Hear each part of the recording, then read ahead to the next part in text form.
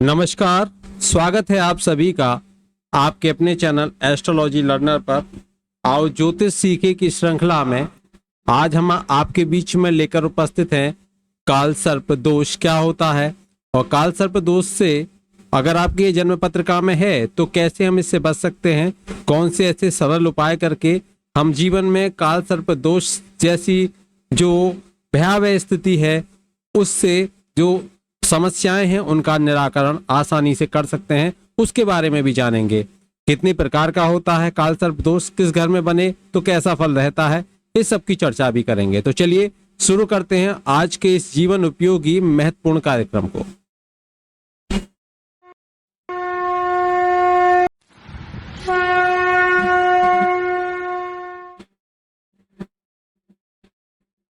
काल सर्प दोष की हम चर्चा कर रहे हैं इस समय। देखिए, ज्योतिष में कुल 9 ग्रह बताए गए हैं। इन 9 ग्रहों के कुंडली में 12 भावों में अपने अपने अनुसार फल होते हैं और उनके अनुसार ही कुंडली में दोष और उनका निवारण भी बताया जाता है। और इन्हीं दोष में से आज हम जो एक बात कर रहे हैं वह है काल सर्प दोष की। अगर किसी व्यक्ति की कुंडली में 9 में से 7 ग्रह राहु केतु के बीच में आ जाएं, क्योंकि 2 ग्रह तो राहु केतु हो गए छाया ग्रह, इनमें से 7 ग्रह जो अन्य बचे वह राहु और केतु के मध्य में आ जाएं तो ये काल सर्प दोष बनता है।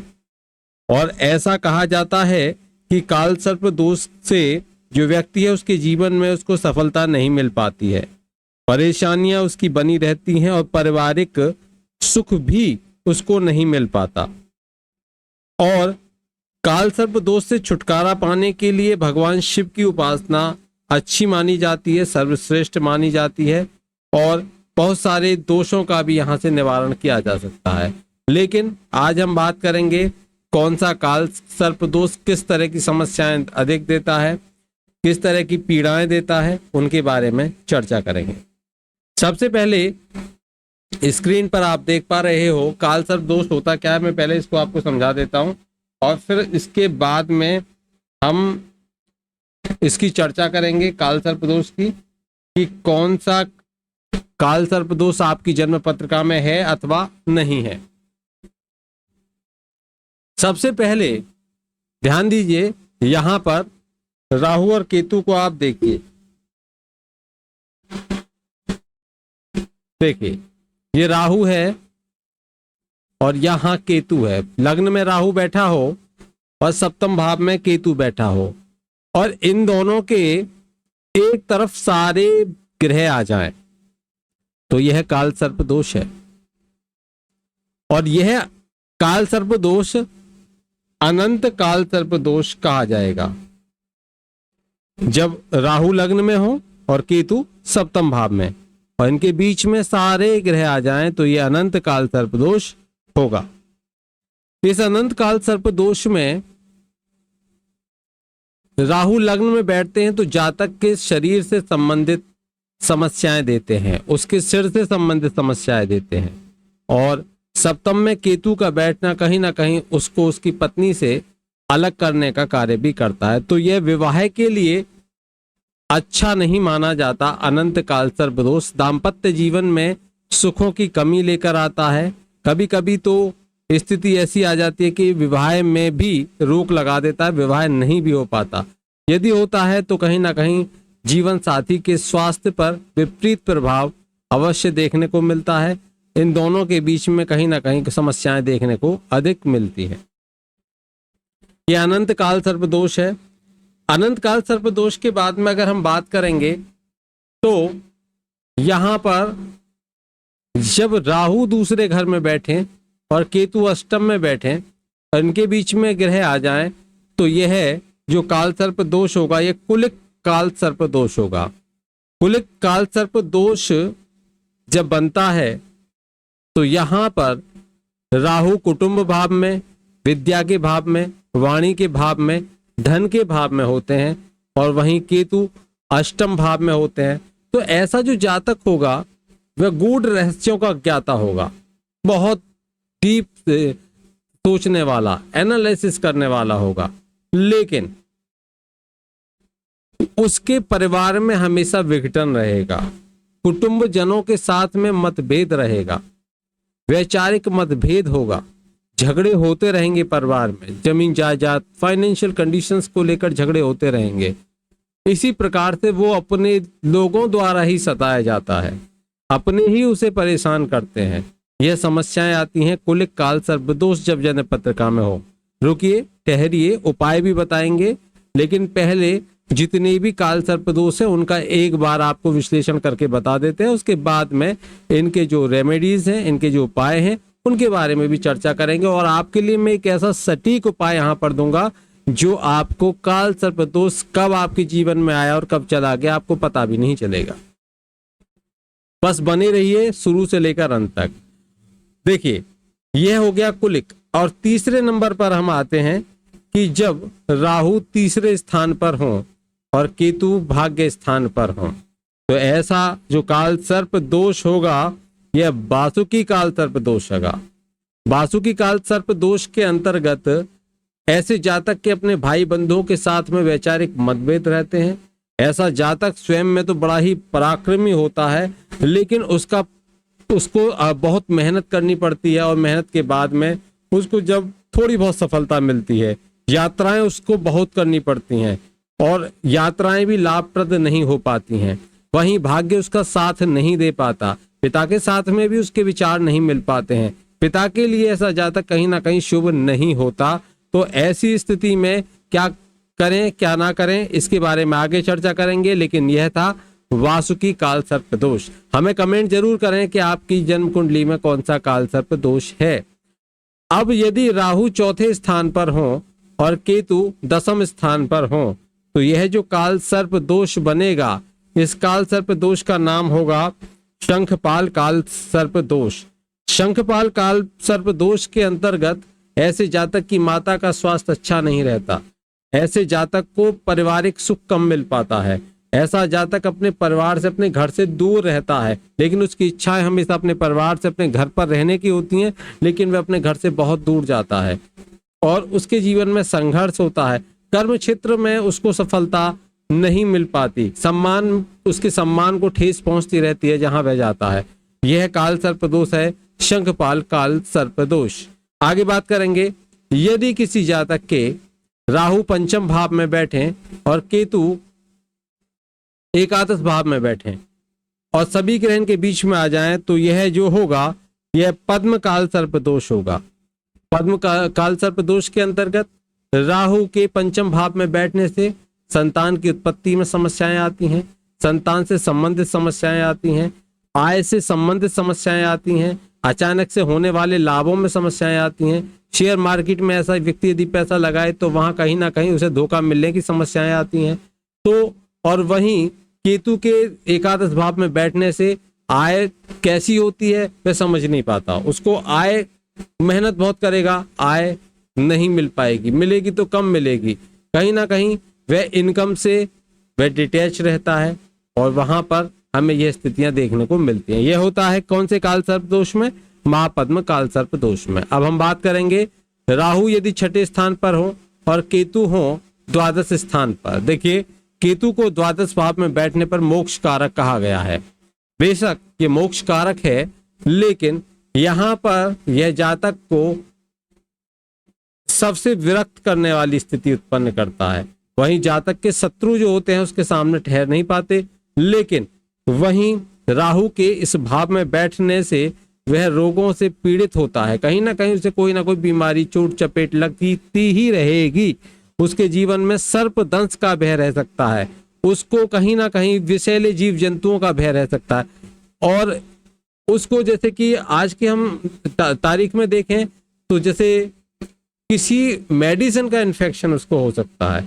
इस तरह की समस्याएं देखनी जाती हैं और यह होता है महापद्म काल सर्प दोष। इसको हम कहते हैं महापद्म काल सर्प दोष। आगे हम बात करेंगे कि यदि राहु सप्तम भाव में हो और केतु लग्न में विराजित हो और सभी ग्रह इनके बीच में आ जाएं, यह है तक्षक काल सर्प दोष।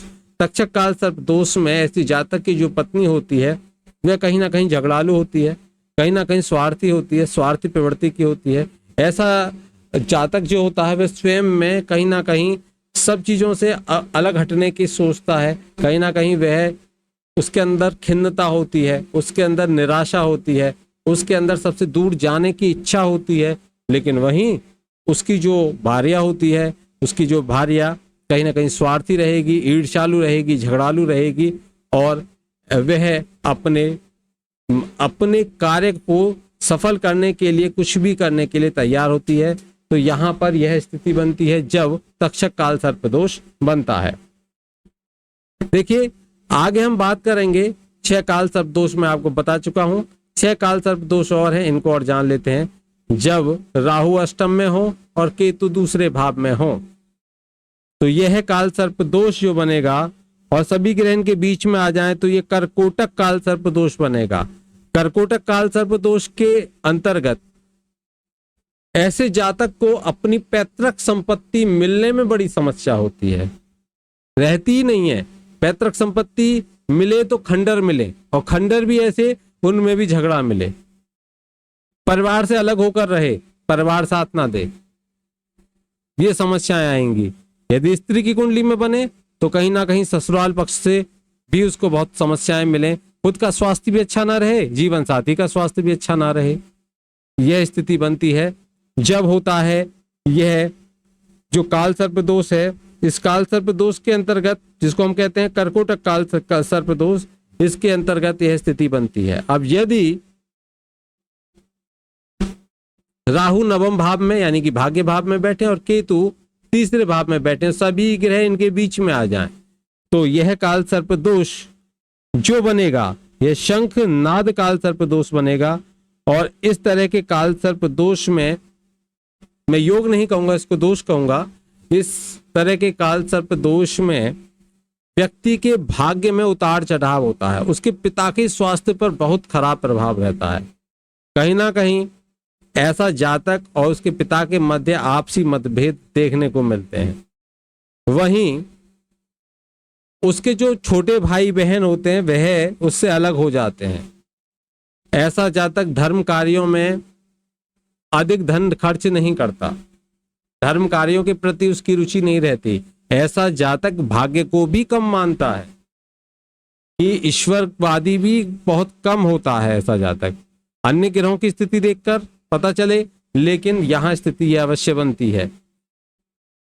इस तरह का जो काल सर्प दोष होता है, यह काल सर्प दोष शंखनाद काल सर्प दोष कहलाता है।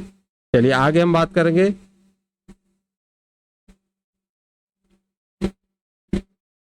यदि राहु दसम भाव में हो और केतु चतुर्थ भाव में हो, बाकी ग्रह इनके बीच में फंसे हुए हों, तो यह काल सर्प दोष पातक काल सर्प दोष कहलाता है।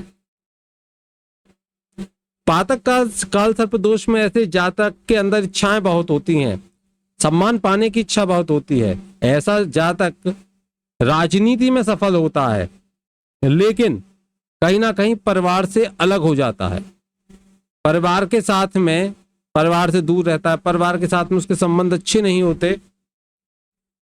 यह स्थितियां उसकी बनती हैं ऐसे जातक की। निश्चित रूप से हम ये देखें कि ऐसा, क्योंकि कर्म क्षेत्र में राहु का बैठना, क्योंकि दसम के कारक भी होते हैं ये, तो कहीं ना कहीं इनका यहाँ पर बैठना स्पष्ट कर देता है कि यह जातक अपने कार्य कराने में तो बहुत उत्तम होता है, लेकिन फिर भी इसके कार्य नहीं बन पाते। कहीं ना कहीं अंत में अटकाव जरूर मिलता है, लेकिन फिर भी यह जीवन में सफल होता है। तो यह काल सर्प दोष अगर हम देखें तो यह विषाक्तर काल सर्प दोष कहलाता है। पातक काल सर्प दोष की हम चर्चा कर रहे हैं, यह पातक काल सर्प दोष है। अगर हम बात करें जो एकादश भाव में राहु हो और पंचम भाव में केतु हो, तो यह विषाक्तर काल सर्प दोष कहलाएगा। पूरा पहले जो था, जब दसम भाव में राहु हो और चतुर्थ में केतु हो, तो वह पातक काल सर्प दोष था। ठीक है, कंफ्यूज मत होना। इनके बीच में ग्रह सभी आ जाएं तो यहां पर जातक के जीवन में लाभ की स्थितियां कम बनती हैं, लगेगा लाभ होगा लेकिन होता नहीं है। वहीं जो संतान है, संतान में स्त्री संतान अधिक होती हैं, कन्या संतानें, और वहां उस जातक के जो जीवन है, उस जातक के जीवन में कहीं ना कहीं जो ऐसा जातक बहुत ही ज्यादा धार्मिक तो होता है, गूढ़ रहस्यों का ज्ञाता होता है, तंत्र विद्या में प्रवीण होता है, लेकिन ऐसे जातक की जो एजुकेशन है वो बाधित होती है, बीच बीच में बाधाएं उसमें अवश्य आती है। तो शिक्षा के स्तर पर उसको बहुत समस्याएं देखने को मिलती हैं। हाई लेवल की एजुकेशन में बड़ी समस्याएं आती हैं। इस तरह का काल सर्प दोष है विषाक्तर काल सर्प दोष। और अब हम अंतिम जो काल सर्प दोष है उसकी बात कर लेते हैं। इस अंतिम काल सर्प दोष में राहु द्वादश में और केतु होते हैं छठे भाव में, तो यह शेषनाग काल सर्प दोष होता है। जातक दूर दूर जाएगा, समुद्र के किनारे तक जाएगा, समुद्र पार भी जा सकता है, विदेश भी जाएगा, लेकिन सफलताएं जातक को नहीं मिल पाती। जातक के पास ऋण बहुत हो जाता है, कर्जा हो जाता है दूसरों का, और ऐसा कर्ज कि वो पटाने में भी उसको पे करने में भी अपने आप को असमर्थ फील करता है। यह हो गया शेष नाग काल सर्प दोष। अब अगर बहुत सारे ऐसे लोग हैं जो हमारे इस कार्यक्रम को देख रहे हैं और उनको जानकारी नहीं है कि उनके क्या काल सर्प दोष है या नहीं, तो कुछ सामान्य नियमों से हम जान सकते हैं। जैसे कि यदि कोई जातक या जातिका काल सर्प योग से या दोष से प्रभावित होती है तो उसे बुरे सपने आते हैं, उसके मन में हमेशा डर बना रहता है, और कभी कभी रात में इतना डर उसको लगता है कि बार बार उसकी नींद खुल जाती है। सपने में बहुत ज्यादा उसको सांप दिखाई देते हैं, उसको ऐसा एहसास पड़ता है कि उसके पास कोई खड़ा है, जैसे किसी आत्मा का साया हो। इस तरह की फीलिंग्स उसको लगती हैं। काल सर्प दोष के प्रभाव से कहीं ना कहीं वो जो नेगेटिव एनर्जी है उससे भी पीड़ित हो जाता है। बहुत कड़ी मेहनत करे लेकिन लास्ट में कुछ ना मिले, यह स्थितियां उसकी बनती हैं। घर परिवार या किसी कार्यस्थल पर ना चाहते हुए भी उसके अनचाहे वाद विवाद होते हैं, दुश्मन उसके बढ़े हुए रहते हैं, दुश्मनों की संख्या खूब अच्छी खासी होती है, और कोई गंभीर बीमारी उसको हो जाए और उसका ट्रीटमेंट कराए तो उसका भी उसको लाभ नहीं मिल पाता। सामान्य रूप से उपायों में शिव जी की आराधना इसके लिए सर्वश्रेष्ठ मानी जाती है। एक उपाय यह भी है कि आप किसी भी पवित्र नदी, गंगा, जमुना, कोई भी नदी लें, आप उसमें चांदी या तांबे से बना नाग नागिन का जोड़ा प्रवाहित करें। आप यह भी कर सकते हैं कि शनिवार को पीपल पर जट चढ़ाएं और पीपल की 7 परिक्रमा करें, इससे भी काल सर्प दोष के प्रभाव में कमी आती है। समय समय पर गरीबों को काले कंबल दान करें, और सफेद और काले 2 मिले हुए कलर वाले कंबल भी दान करें। अगर काला कंबल दान करें तो बुधवार को या शनिवार को दान करें, और अगर जो काला और सफेद मिक्स कंबल है वो दान करें तो वो गुरुवार को दान करें। गरीबों को कंबल दान करना है, ऐसा नहीं कि आप किसी थोक पैसे वाले को दान करो, जो भी गरीब है उसको दान कीजिए। वैसे काल सर्प के दोष की जो पूजाएं हैं वह उज्जैन या नासिक में भी कराई जाती हैं। अब मैं आपको यह एक उपाय हुए सामान्य, अब मैं आपको एक विशेष उपाय बताने जा रहा हूं जो काल सर्प दोष जिनकी भी जन्म पत्रिका में है उन सभी के लिए ये एक उपाय बहुत सटीक उपाय है, जिससे आप काल सर्प दोष का जो असर है वो 100% अपनी जन्म पत्रिका में नहीं देख पाओगे। आपको करना क्या है, यदि आपकी जन्म पत्रिका में काल सर्प दोष निकल आया है, आपको स्पष्ट हो चुका है कि मेरी जन्म पत्रिका में काल सर्प दोष है, तो आपको किसी भी महीने की संक्रांति के दिन, जैसे मकर संक्रांति आती है जनवरी में, इसी तरीके से, और मकर संक्रांति जनवरी में, फरवरी में कुंभ संक्रांति, मार्च में मीन संक्रांति, इस तरीके से संक्रांति प्रत्येक महीने आती है।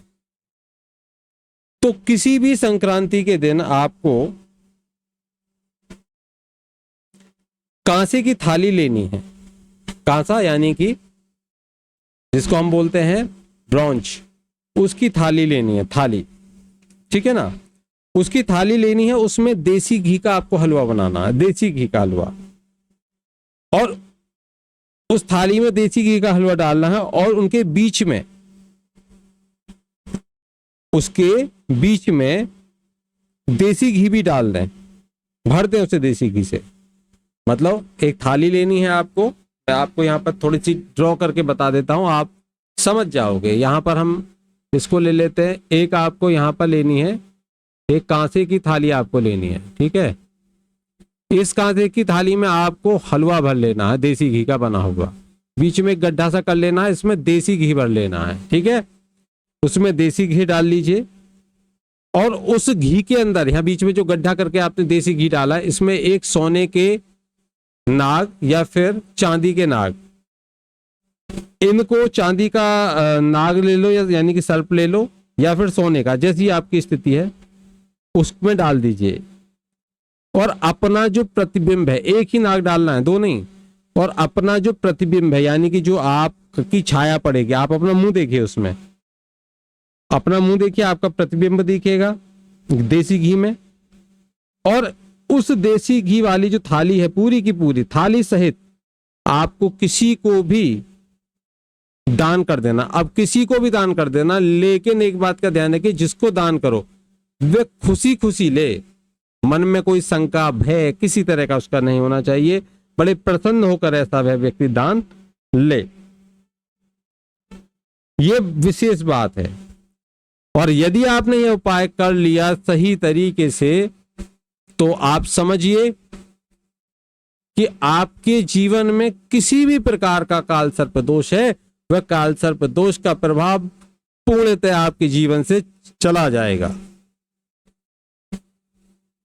बहुत प्रभावी उपाय है, बहुत ही अचूक उपाय है, अवश्य कीजिए। आज के लिए इतना ही। हमारा ये कार्यक्रम आपको कैसा लगा कमेंट करके हमें अवश्य बताइए। साथ ही साथ ज्यादा से ज्यादा शेयर करें, ज्यादा से ज्यादा आप लोगों तक पहुंचाएं। धन्यवाद। जय श्री कृष्णा। हंसते रहिए, मुस्कुराते रहिए। राधे राधे।